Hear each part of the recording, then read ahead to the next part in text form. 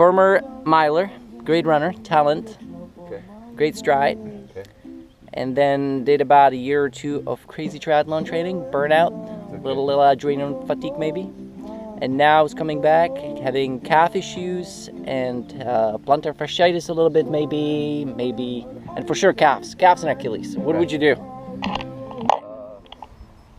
Hey James, we heard about your calf and Achilles and foot issue, and so Billy's going to share with you a few stretches that will open up your whole body, not just focus on the area of pain, because our body's one, right? So we have to work the whole entire body to get balance through it.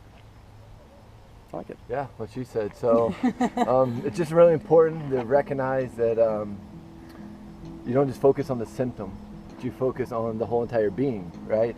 That you, sometimes we get caught chasing symptoms and not really recognizing what our body's telling us from the inside. So yeah, that's it. That's all we want to say.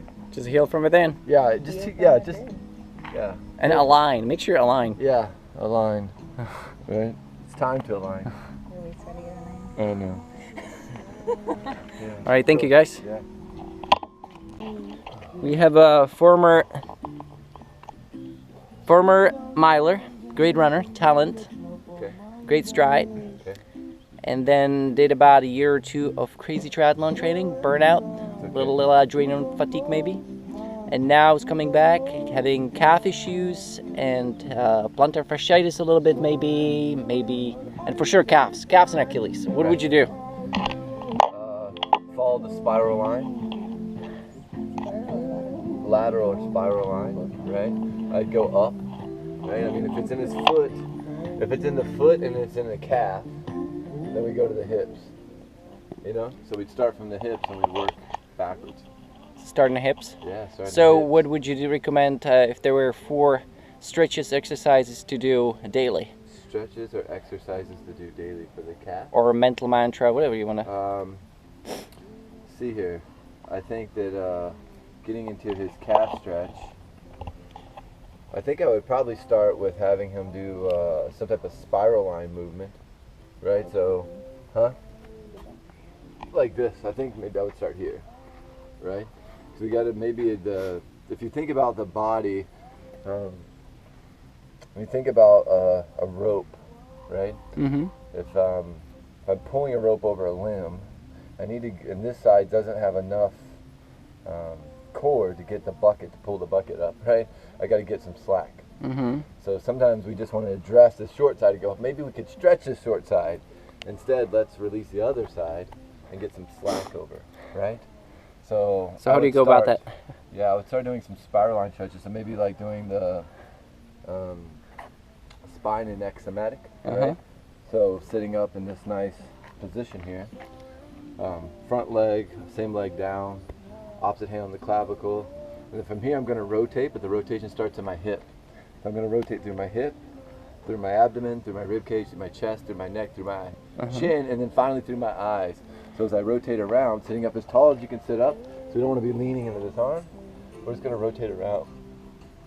And I'm going to let my eyes go as far as they'll go. I come back to center. I do it about 5 times. And then after the 5th one, I'm going to put both hands down. And from here, we're just going to sit up nice and tall. So now we've squared up and kind of locked up the thoracic and the lumbar spine. And now we're going to move just the neck, right? I'm going to rotate just my head. Again, my eyes, let your eyes go to the corners as far as you can get your eyeballs to rotate. Right? And after about 5 repetitions of that, then we're going to look up and down. So I'm going to look up. Then I'm going to tuck my chin down. So I don't want to drop my head, like move my spine. So remember, let your upper body be kind of in this lock position and move just the neck, right? And then down. And then for this one, if I close my eyes, what I like to do, or the last piece of the somatic is, your eyeballs would go in the opposite direction, right? So if I look down with my face, my head's looking down, my eyeballs are looking up, right? And then as I come up, they come together. And then as I go to the sky, my eyeballs are looking down, actually. And I would do about 5 repetitions of that. I think from there I would lay on my back and do the sweep. Right? You know. So then from here you're going to lay on your back. You're going to cross one leg over at the knee, right? As tight as you can cross it in at the knee. And then as this leg's going to rotate down, this arm's going to sweep up. Actually, take this off. Sorry, I said that backwards. So as this leg rotates down, this arm's going to rotate up. So I'm going to rotate down and up. So it's the bottom leg. Yeah, so it's the bottom leg and the same side arm. And I could even turn my chin and look towards that arm. Mm-hmm. Also, you're opening up the side. You're doing that rope thing that you were describing. Exactly. And I'm just sweeping. So I get up here, I take a couple seconds and allow this all to open up. Because if Achilles is lateral line, so Achilles is going to go from my Achilles up all my fibulars, my peroneal muscles, up through my IT band, up into my TFL, up into like my oblique, up into these muscles on your rib cage, up into like your serratus, right? So all these muscles that go up into your. So you basically opening up. Yeah, really, just creating length. Because if there's tightness in one spot, like I said, we've got to take some of the slack from up here and pass it down, right? And so as I'm rotating, if that Achilles, let's say my left side is tight, as I rotate and I create length here, it gives a little slack to the Achilles. Cool. Make sense? Yeah, totally. Cool. Totally. And then from there, I would say, maybe let's try to see if the hamstring's tight. If the hamstring's tight, it might be expressing itself lower too. So from here, I'm just going to lock my leg up and just let it go completely limp or drop down.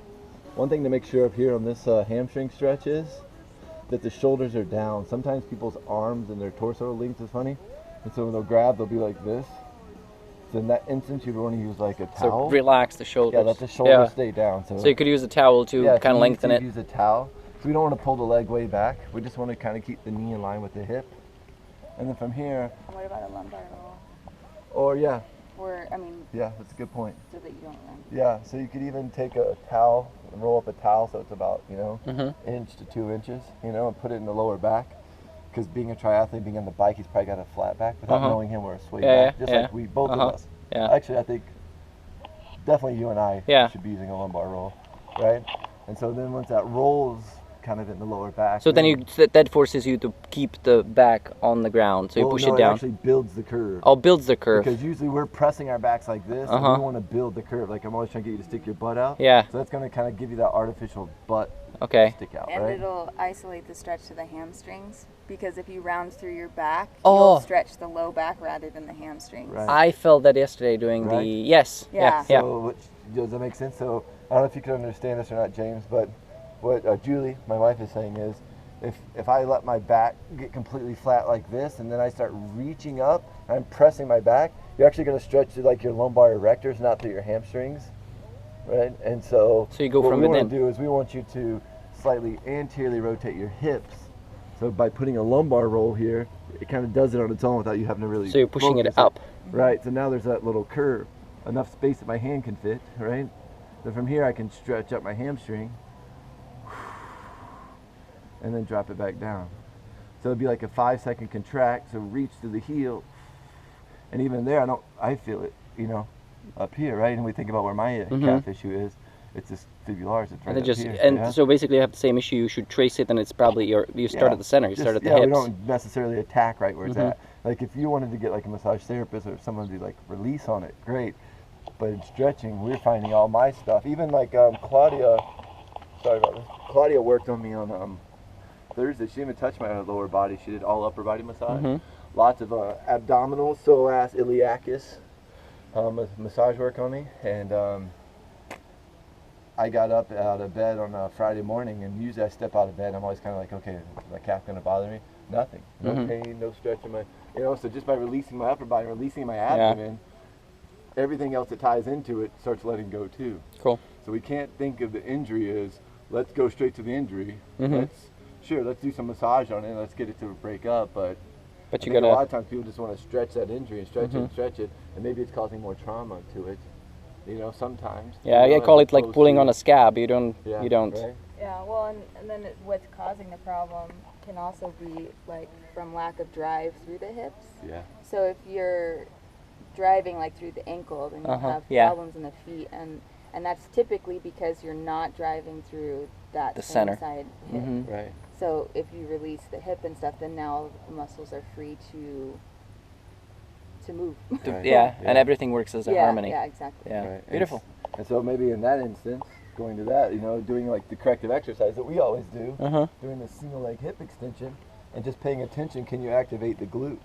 Because like with me, I struggle to activate my glute on the right side. Can you do the hip Yeah, extension? so if you see from here, I just want to get everything in a line, ankle, knee, hip, and then we're just going to activate up. And I just want to try to get this glute to fire, so I get hip extension here. So I don't need to get overextended and get, you know what I mean? I just want to get to extension. Yeah. Just by squeezing my glute, right? Glute, glute, glute, glute, glute, glute, and then let it out, right? And then do the other leg, and then just kind of go back and forth, or maybe do 10 or 15 on one leg, and just pay attention, like Jules said. Do you have a balanced hip drive? Yeah. You know? Yeah, I mean, you know, I know James, so I can picture how he runs, and I can already connect the dots. Yeah. You know. Yeah. Yeah. Yeah. Right? And so it's hip extension. And so I can tell Yeah. So even doing like the a ankles simple- are overworked. Yeah. Right. They balance it out. Yeah. That's why, you know, it goes over the heels.